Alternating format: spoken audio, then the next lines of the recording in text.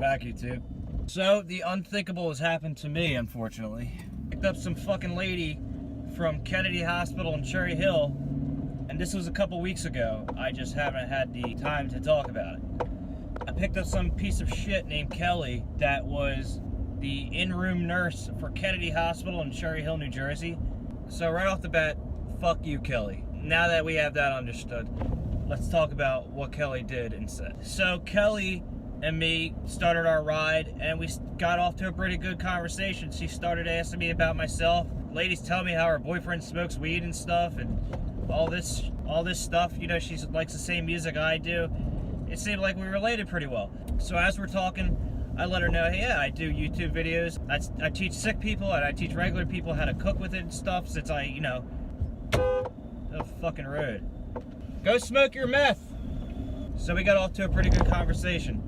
So as we're on our 42-minute ride, we get to talking about my YouTube, do product demonstrations and all that kind of stuff, since I am a legal medical cannabis patient. I'm able to legally possess it and talk about this stuff. It is what it is. I don't care what your moral feelings are towards cannabis or whatever. It is what it is. People are able to possess it now. So during our ride, I'm telling her, yeah, I do the videos. She seemed like she was really interested, and like she thought it was for a really good cause. And I also told her, look, I'm not going and blowing big bong rips before I take people and I'm driving. I take great pride to drive for Uber, because it is not being in the fucking kitchen. And she knew I was legit. I get this email, and I got pretty pissed off.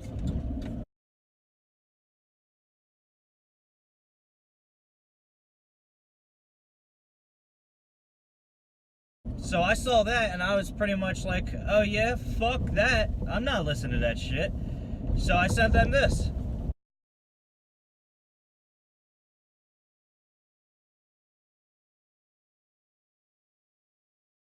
And so now I'm deactivated. I'm just driving around for Uber anyway, which I'd rather do anyway. And eventually around 5 o'clock, about 5 hours later, I ended up getting a phone call from someone, from Charlie at LYFT. So Charlie, which is a girl by the way, happened to, actually it seemed like she took my side pretty well. She said, hey Dan, we were let known from Kelly that your car smelled like marijuana, and you seem to be under the influence. What do you have to say?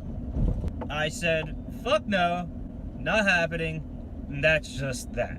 I said, you know, I am technically able to possess it, so even if my car did smell like weed, which it didn't, I said she can't really do shit about it, because what if I just came from the dispensary and wanted to pick up a passenger on the way? I said, you know, you guys would be discriminating against me as a medical patient just because of her whatever moral obligation she feels. So she happened to agree with me, thankfully, and also acknowledged that, hey man, you got a pretty good rider feedback. When I saw something like this, it's definitely seemed to raise a few flags where it kind of sounds like bullshit. I said, yeah, Charlie, I'm thankful that you're actually, you know, taking my side. But let's be honest here, these riders are just doing this nonstop. There's got to be an end to this. These riders can't just keep saying whatever the hell they please, and we just have to deal with the repercussions. You know, our accounts are linked through a social security number. The passengers should be the exact same way, for safety reasons and financial reasons. You know, they shouldn't be able to just get kicked off Uber or Lyft, create a new account with an email or a credit card, and then they're back on. If their social security number has a bad reputation, then they need to be just cut off the platforms. If they actually care about driver safety, they need to be implementing something to account for passengers' complaints that are complete bullshit. Go.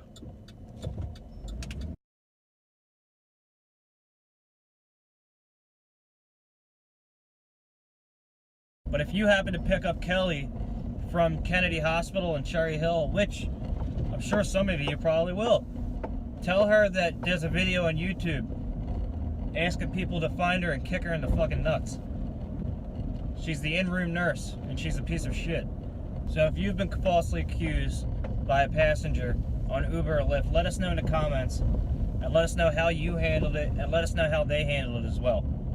Gotta put a stop to this. The only way it's gonna stop is if we make Uber or Lyft start outing these people, or Uber and Lyft actually do something drastic to change their system, which needs to be done, because people's livelihoods are at stake. You can't just be saying whatever you want and ruin someone's life just because you're a piece of shit and you take $80 pool rides and want your money back. As awful as it was, I prevailed, and I will prevail again. So here's 2 things to take away from this video. 1, never drive your Uber without a camera. If you are driving around without a camera in your Uber, you're just nuts, dude. You are just asking for an eventual massive problem. Either one that you'll have to defend yourself, or one that you could have used the video evidence against someone doing something against you. Either way, both will happen in your tenure with Uber or Lyft. So don't get in the car without your camera. Number 2, these people don't give a shit about your personal life, dude. Even if they pretend.